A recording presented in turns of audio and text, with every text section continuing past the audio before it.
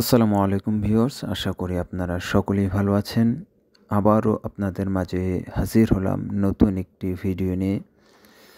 আজকে আপনাদের সাথে খুবই গুরুত্বপূর্ণ একটি বিষয় শেয়ার করব। আপনারা দেখতে পাচ্ছেন FZS ভার্সন 2 এটার মাস্টার সার্ভিস করা হচ্ছে। মূল বিষয় আজকে সেটা না, আজকে আমরা আলোচনা করব বাইকের টায়ার যে আছে সে টায়ার ক্ষয় হয়ে যায়। নর্মালি যেটা হয়ে থাকে, বাইক ইউজ হলে টায়ার ক্ষয় হয়ে যায়, বাট যে প্রবলেমটা আমরা দেখতে পাই সেটা হচ্ছে বাইকের যে টায়ারটা রয়েছে টায়ারটার এক সাইডে ক্ষয় হয়ে যায়। কী জন্য ক্ষয় হয়ে যায় এই কারণগুলো আমরা খুঁজে বের করেছি অনেকগুলো। এখন আপনারা দেখতে পাচ্ছেন যে এই টায়ারটার এই এক সাইডে ক্ষয় হয়ে যায়, হয় ডান সাইড না হয় বাম সাইড।